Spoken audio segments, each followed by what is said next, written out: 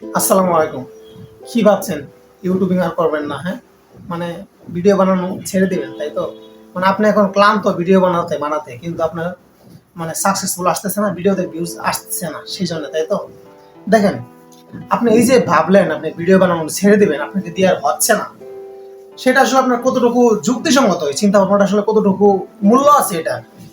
আমি মনে করি এটা আপনার জীবনে অনেক বড় একটা ভুল সিদ্ধান্ত হতে পারে। এই যে আপনি বললেন আপনার ভিডিও বানাবেন, ইউটিউবিং ছেড়ে দিবেন, কেন ভুল সিদ্ধান্ত হতে পারে?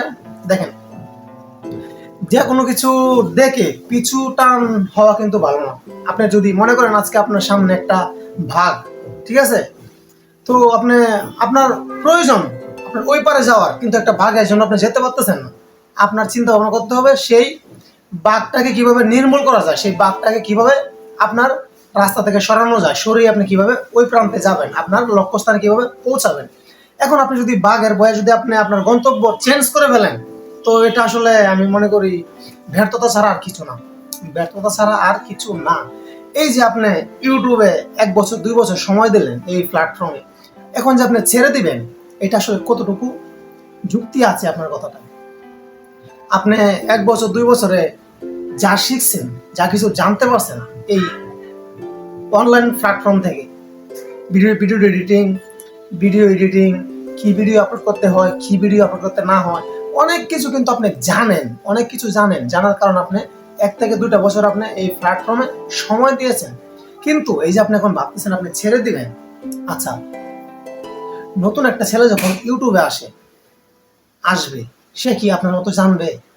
জানবে না, কারণ সে একদম নতুন। আপনি অলরেডি 1 বছর 2 বছর কাজ করে ফেলছেন, আপনার একটা অভিজ্ঞতা আছে, আর একটা অভিজ্ঞতার কিন্তু মূল্য আছে। তো এখন আপনি যে আপনার সিদ্ধান্ত নিয়েছেন যে আপনি ইউটিউবিং ছেড়ে দিবেন, দেখেন এটা কতটুকু যুক্তিসঙ্গত। ছেড়ে দিলে কিন্তু অনেক কিছু ছেড়ে দেওয়া যায়, কিন্তু আপনি না ছেড়ে দিয়ে আপনি যদি এখন আপনি তো অবশ্যই ইউটিউবে আসছিলেন ছেড়ে দেওয়ার জন্য না, আপনি ইউটিউবে আসছেন সাকসেসফুল পাওয়ার জন্য, ইউটিউব থেকে ডলার ইনকাম করার জন্য, আপনার লাইফটা একটু চেঞ্জ করার জন্য, সুন্দরভাবে চলার জন্য, তাই তো? তো 1-2 বছর কষ্ট করে এখন আপনি আনসাকসেস বোধ হচ্ছে আপনার কাছে, আপনার ধৈর্য হারা হয়ে যাচ্ছেন, আপনি ছেড়ে দিবেন।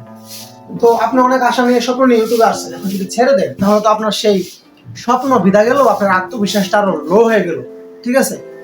এখন আপনি ইউটিউব নিয়ে ছেড়ে না দিয়ে আপনি যদি এখন খুঁজে বের করার চেষ্টা করেন আসলে আমার প্রবলেমটা কোথায়, হাজার হাজার মানুষ যদি সাকসেসফুল পেতে পারে, হতে পারে, আমার থেকে চেহারা খারাপ, আমার থেকে অঙ্গ ভঙ্গি খারাপ, আমার থেকে কথা বলার স্টাইল খারাপ, আমার থেকে গায়ের রং খারাপ, সেই মানুষগুলো যদি ইউটিউবে সাকসেস হতে পারে, আমার থেকে সব দিক দিয়ে তারা আনফিট, আনস্মার্ট, সেই লোকগুলো যদি ইউটিউবে সাকসেস হতে পারে, তো আমি এত স্মার্ট সুদর্শন একজন মানুষ হলে আমি কেন পারবো না? আমার আসলে প্রবলেমটা কোথায়?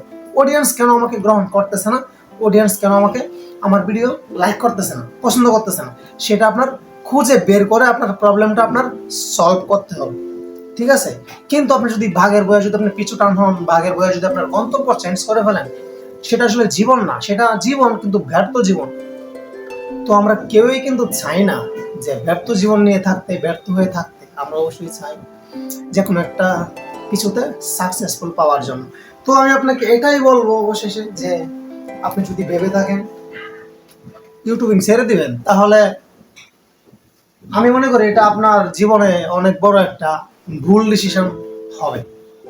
আপনি দেখেন আপনার ভিডিওগুলো প্রবলেম কোথায়, কি সমস্যা, কেন হচ্ছে না আপনাকে দিয়ে, কেন হচ্ছে না? অবশ্যই হবে, সবাই যদি পারে আপনারও হবে। পৃথিবীতে লক্ষ লক্ষ মানুষ, পৃথিবী বাদ দিলাম, বাংলাদেশে লক্ষ লক্ষ মানুষ ইউটিউব থেকে আর্ন করতেছে। তো আমরা কেন পারবো না? অবশ্যই পারবো, আপনিও পারবেন ইনশাল্লাহ। ট্রাই করেন, চেষ্টা করেন, ধৈর্য হারা হবেন না। দেখেন সমস্যাটা কোথায় আপনার, আপনাকে অডিয়েন্স কেন অ্যাকসেপ্ট করছে না? দেখেন, ধৈর্য হারা হবেন না, অবশ্যই আপনি সাকসেসফুল পাবেন ইনশাআল্লাহ। আর এই ভিডিওটা দেখে যদি আপনি একটু মোটিভেট হয়ে যদি থাকেন, যদি আমার কথাগুলো ভালো লেগে থাকে, যদি সঠিক কথা বলে থাকেন, তাহলে অবশ্যই ভিডিওটাতে একটা লাইক দিতে ভুলবেন না। ভালো থাকবেন সবাই, আল্লাহ হাফেজ।